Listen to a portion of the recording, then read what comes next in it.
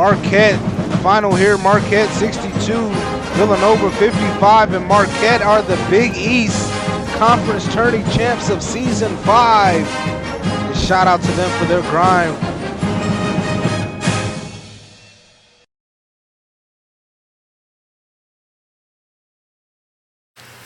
Welcome everyone, I'm Rusty Fields, your host, and this is the Golden Eagles Nest podcast.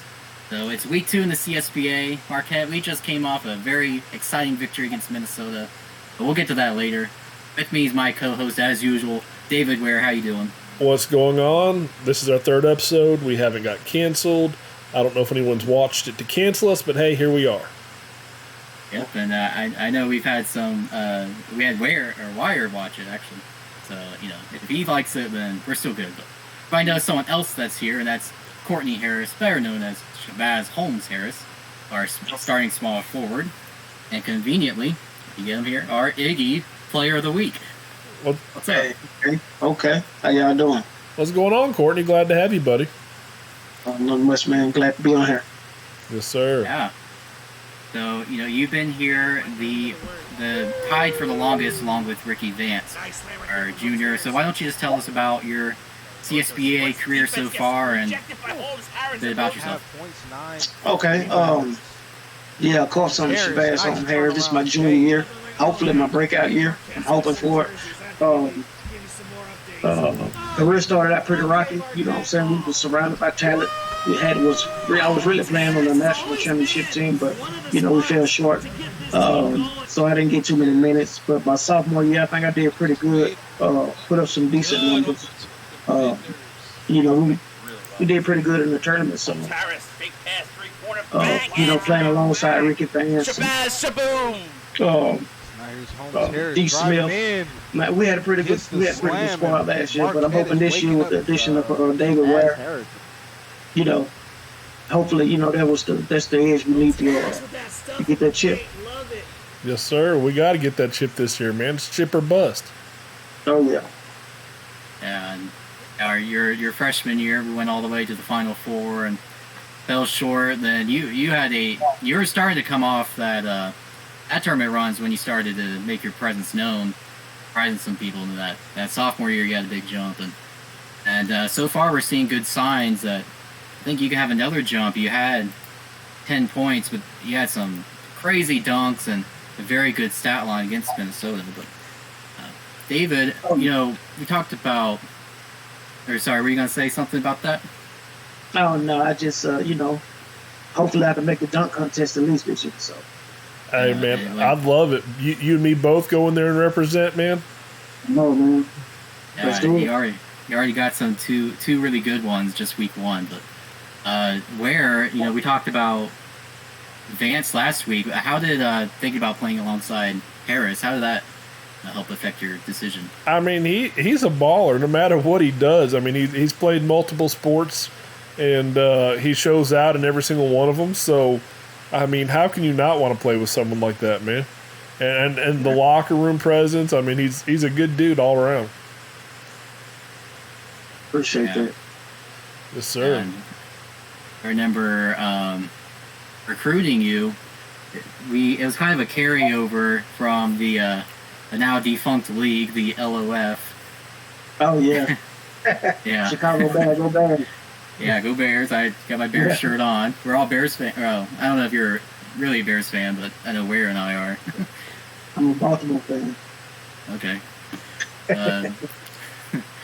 But yeah, so we were teammates there, then pretty much recruiting started, and decided just to come on over, and so far so good. You're one of the best players in Marquette history, and working your way to become one of our all-time leading scorers.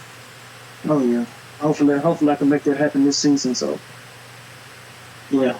But the most important, I'm not really big on major stats, 30 points, 20 rebounds. I'm just I just want to contribute to get the win, help contribute to get the win. So that's the type of player I am. So I never complained about minutes, points. I just want to be better.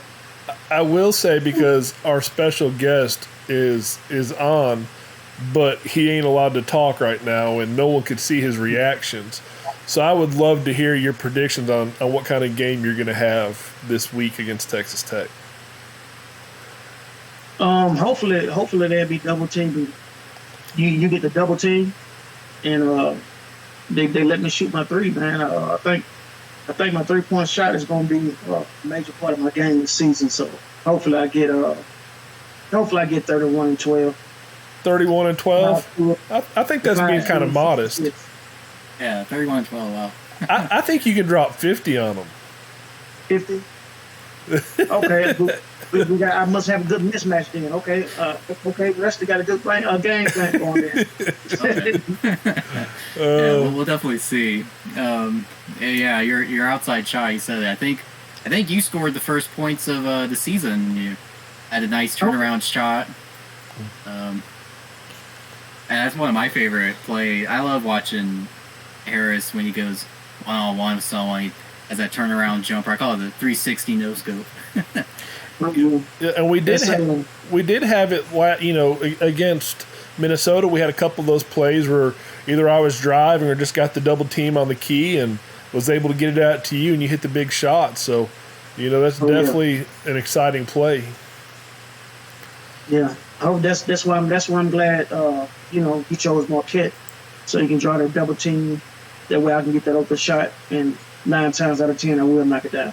Absolutely, man.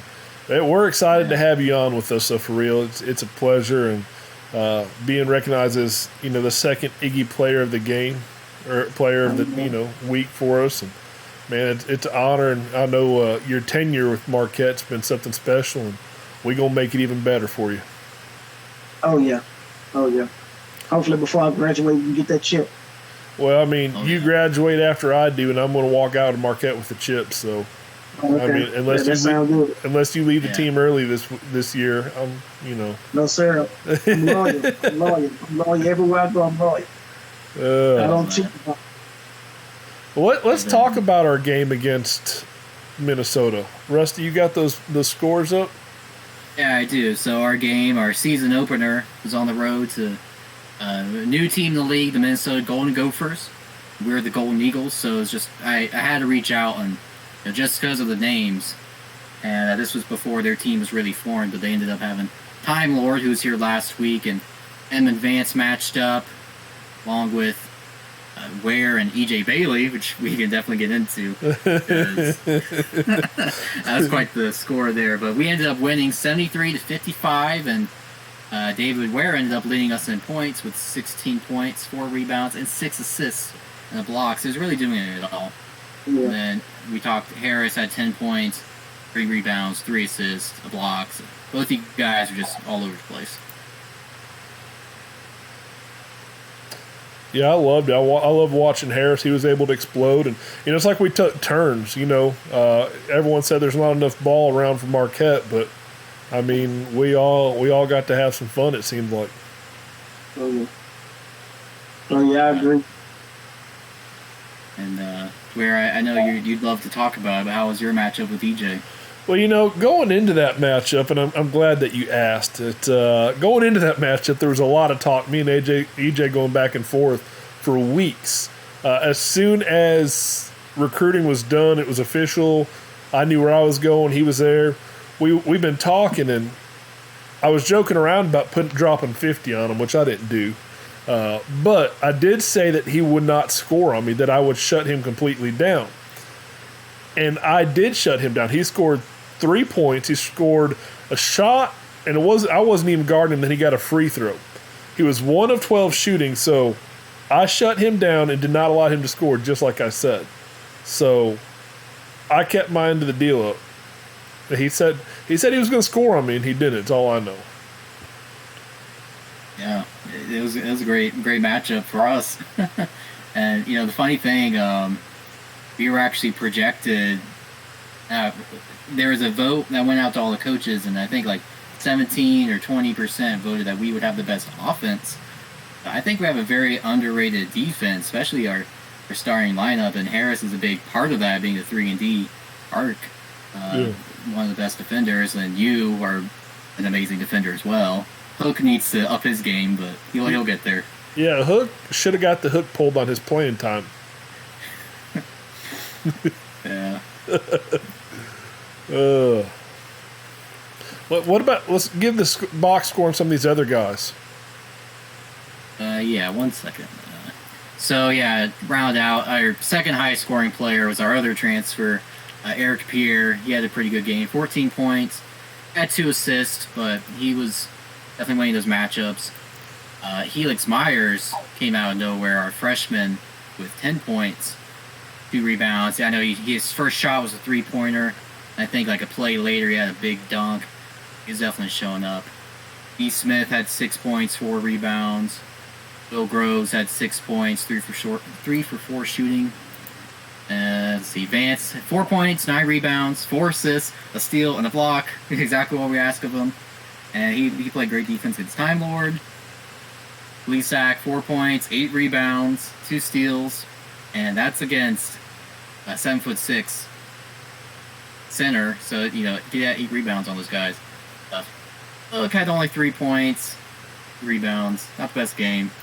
And then Daniel James, he didn't score, but he didn't take any shots. We had 2 rebounds, assist, and steal, and definitely played good defense off ball. Yeah, for sure. And I think, Pierre, he definitely stepped up, played some great ball.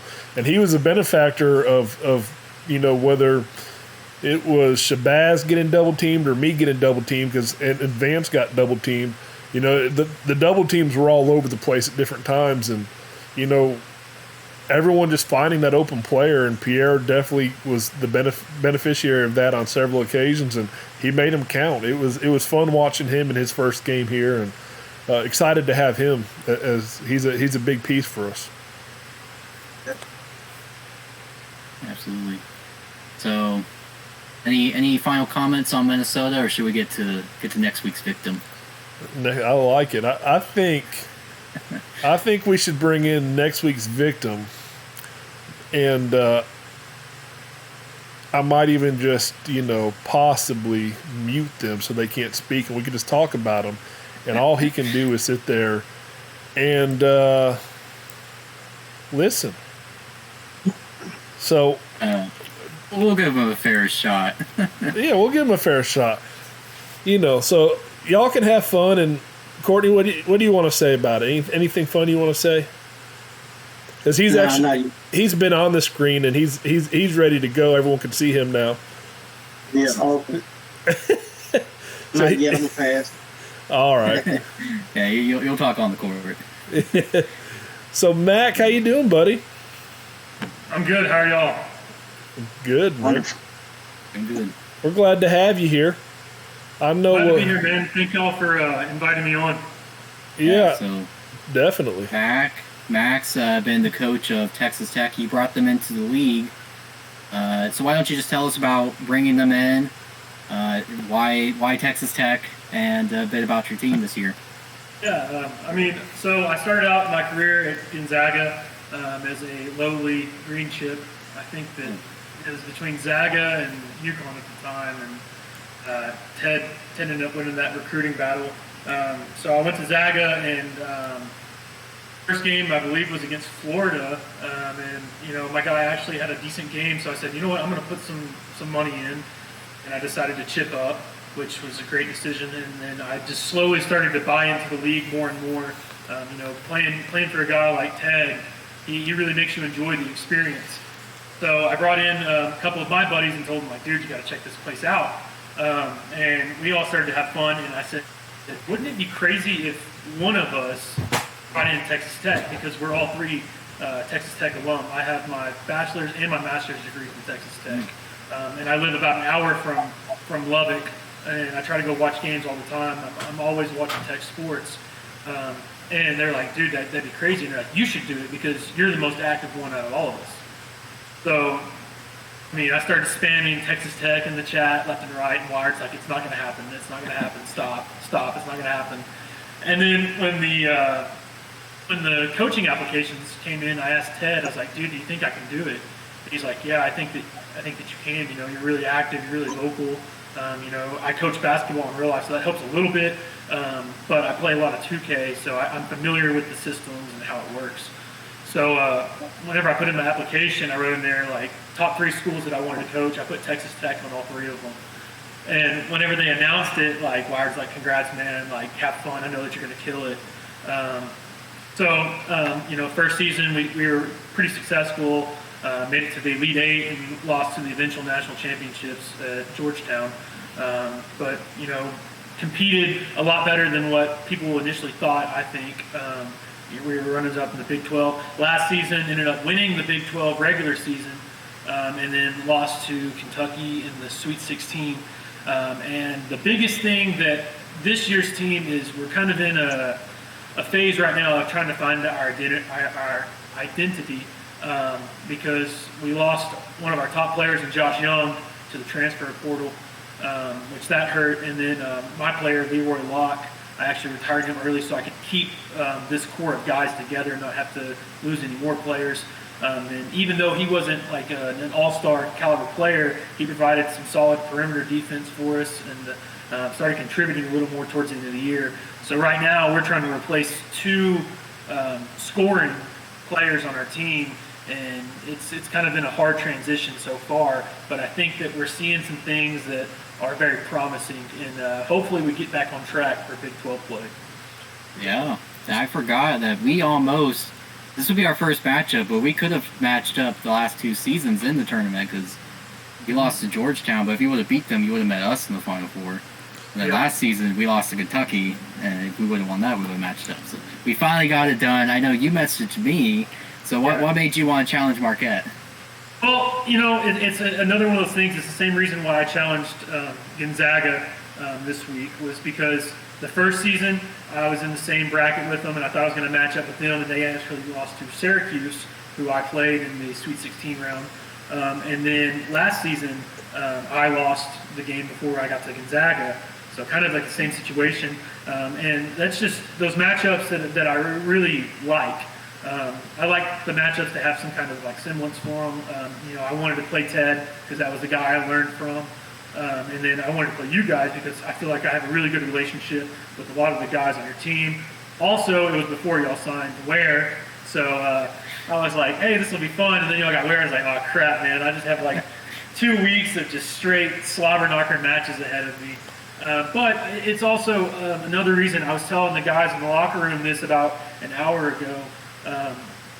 We got some tough matchups, and I think that it's going to help us down the road, because in years past we kind of our non-conference play, I think we went 5-1, and that one loss was a bad loss, and the other wins were pretty solid wins. So I think we went into conference play not really knowing our weaknesses, and I think playing a tough slate of games like this is going to help us out and show us where we need to improve, especially in the Big 12 where we're going to play Kansas. I mean, that's one of the toughest teams in the league, so I want to go into that game fully prepared.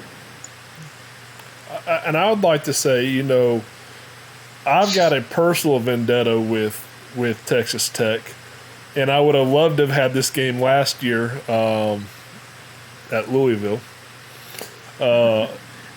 We had some interesting times last year during recruiting. Yeah, we did. We had, we both flipped the same recruit multiple occasions, the same 2 recruits. So it was fun. But it's definitely an opportunity to get out there and put a couple of your guys on a poster, whether it's me or Harris or Vance doing it, to see some of them guys on a poster will be fun. Question for you. How long did you say you've been a Longhorns fan now? I forgot. For a long time? A Longhorns fan? I'm not a Longhorns fan, man. That ain't me. Oh, I thought that was the only team in Texas. My bad. I'm sorry. I got a little confused. Not wrong. You didn't watch sports other than college football this year, apparently.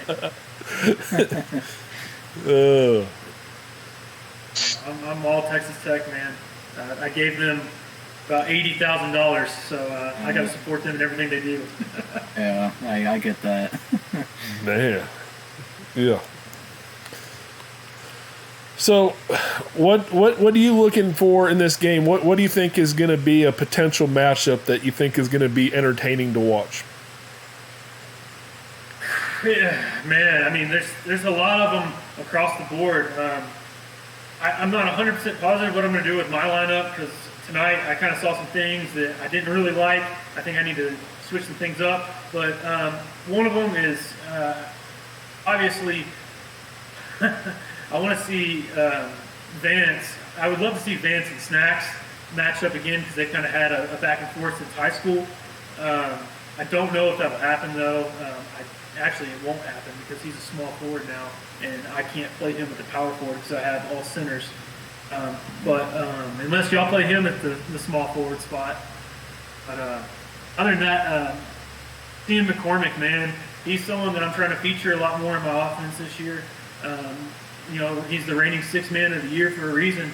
He can score. I mean, tonight he didn't take many shots. I think he only took 6 shots on the night, but he still ended with about 16 points. I mean, he's solid all around, and he actually he's a senior this year, and he missed his first career free throw tonight. Yeah. Okay. Yeah, it's something about Tech. You know, I'm looking at your roster. I'm like, man, I don't know what to predict. Yeah. For those 4 centers, you know, they're all interchangeable. And then the 3 small forwards, only 1 point guard. It's definitely tough to try to predict.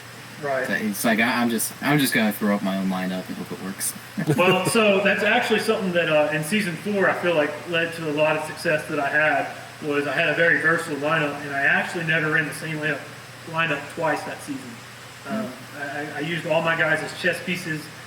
Kind of my whole philosophy was I don't want other teams to be able to sim for me because they're not going to know what my lineup's going to look like.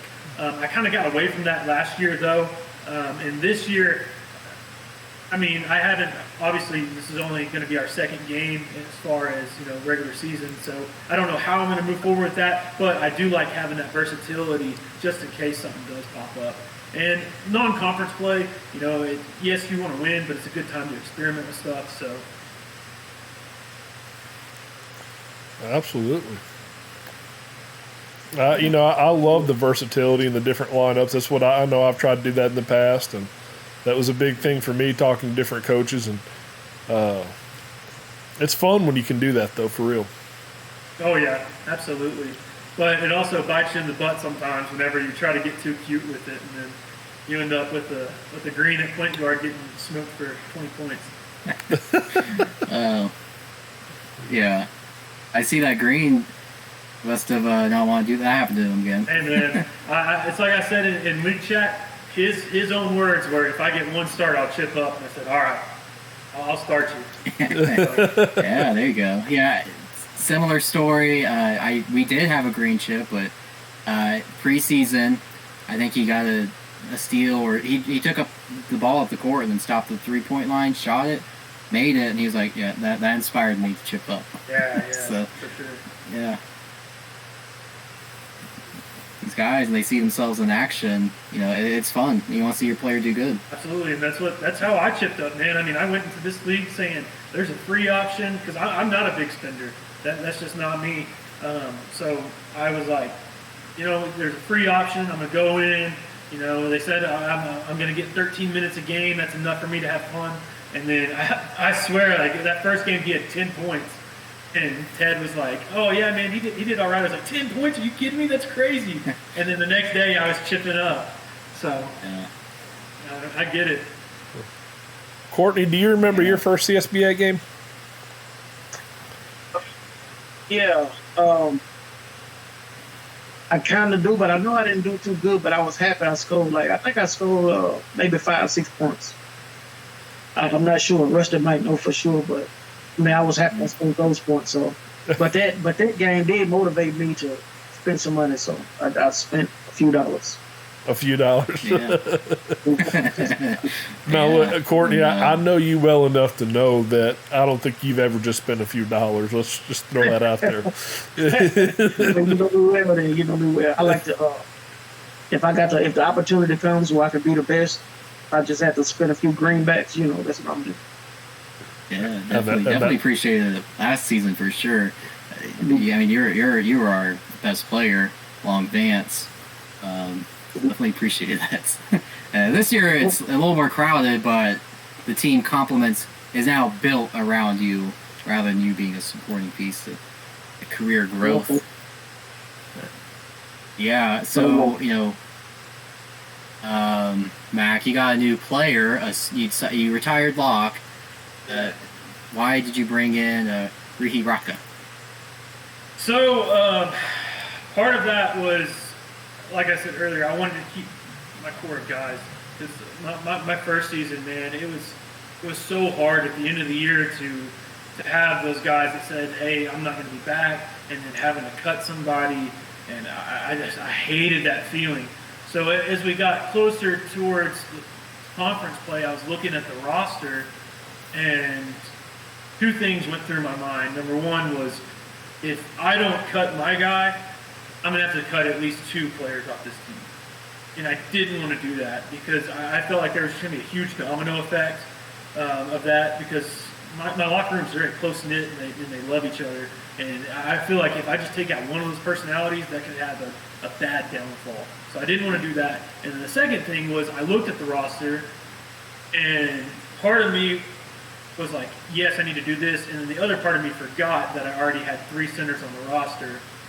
So I was like, I need rim protection so bad, because my biggest thing was we were just getting killed on the inside glass, because McCormick doesn't have that good of inside defense at times. I was like, I need someone who's just, their sole job is to just protect the rim, get rebounds, and find the outlet man. I don't need someone taking touches from these guys. So I was like, I love paint defenders. So I made one, and then I looked at the roster after the fact, and I was like, I have 4 centers now, so I'm going to have to make that work. Which, I mean, people have brought that up numerous times, and the more I look at it, the more I really don't feel like it's a big deal, because like you said, they are interchangeable. I mean, McCormick's an inside out, so he's more of a power forward, like a stretch forward, in my opinion anyway. And then Steamer is the paint beast, which, yes, that's typically center, and Island Boy is actually a playmaking glass cleaner. So him being able to clean the glass and have a little bit of speed behind him, I feel like he works out at the floor most of the time anyway. So as I moved forward, I was like, it's not that big of a deal. So, but I made Rocca, brought him in, and I wanted to experience high school a lot too. So that was a big driving force for me too. Yeah, same here. And we talked about it before we started recording, but where did you get the name from? So the hardest thing for me every time when I make players is always what their name's going to be. And like, I love alliteration. I'm an English teacher. I don't know if a lot of people do that. I was an English teacher. I got my major in journalism and all that, so I've always loved stuff like that. So I love alliterations, and most of my players usually have that. And I was talking to Connor, the head coach of Miami. I was like, dude, I don't know what to name this guy. Like, help me out. Give me some like foreign style names. And we started talking. I said, dude, I'm gonna make him from New Zealand. He's gonna be like a Maori, like just monster. And he Googled like how to say Leroy Locke in Maori, and it came out the Rihi Raka. And he told me that. I was like, dude, I love the sound of it. Like, it sounds exotic, it sounds foreign, and it means Leroy Locke. So I kept that. And something else that people actually don't know is, so I got the name for Leroy Locke because I wanted him to be a defensive player. So I put Locke as his last name, and then, like I said, alliteration, Leroy was actually my grandpa's name. So I named him Leroy Locke, and like that was really important to me. And that's why it's so hard to kill him off, because that's like my grandpa was like a huge thing. Like I've got like his tattoo, like my tattoo on my arm is my grandpa, like a signature of his and all that. So to me, it was special, and that's another reason why I bought into CSBA so much. That's awesome. Yeah, that's good. That's a good story. I wasn't expecting that to be so wholesome. Yeah. Well, you would never expect anything wholesome coming out of me from the things I post in Big Chat. Yeah, I know. Awesome. Well, any other questions from you, Courtney, or David? Just best of luck to you guys is all I got. It's going to be a fun game, and I hope we don't kill the confidence of Island Boy. And afterwards, but hey, that's okay. Hey, I got a question for y'all though. Mm. I want to know the matchups that y'all are looking forward to. I'm playing the Okay. 5 this week. I'm playing the 5 this week. You gonna go up against Raka? Yep. There you go. Raka and Hook. We played against each other in high school. So I think we're just natural rivals. Your guys from New Zealand, my guys from England. So, Yeah. I don't know what the tension is there, but there's gotta be something, right? There's gotta be. We can Google it or something. Yeah. That's a big one. And then Vance versus whoever you decide to put up on the 4. Your guess is as good as mine right now. we might be. I mean, I can tell you right now, we're not running the same lineup, same book that I ran tonight. So I have no idea. That's what I would say if I was going to run the same lineup and book. I would say the same thing. Trust me. This is 2 weeks in a row where we've gone down by double digits in the first quarter and then clawed our way back to a 4-point or leading game in the fourth. And I can't do that. Gotcha. Awesome. Well, any final comments? Back in tech, baby. All day, every day. You said hook. You said hook 'em horns. I said guns up, baby. Oh, Guns okay. up. Okay. Yeah. Well, I appreciate you joining us. It's been fun, and Man. looking forward to our game. Courtney, I appreciate you joining us as the Iggy Player of the Week for us. Hopefully I can get it 2 weeks in a row. Yeah. After I drop these 30 piece. That'll be David Weird next week. Iggy Player of the Week. Yep. On, Our Iggy Spotlight. And I got a special appearance from my cat. Walked in on me, but... all right, well, thanks for joining us, our special guest, Courtney Harris, and Mac, and of course, David Ware, and then Iggy and Kitty. Got everyone here today. I've been your host, Rusty Fields. You've been watching the Golden Eagle Nest. We'll catch you next week. Bye.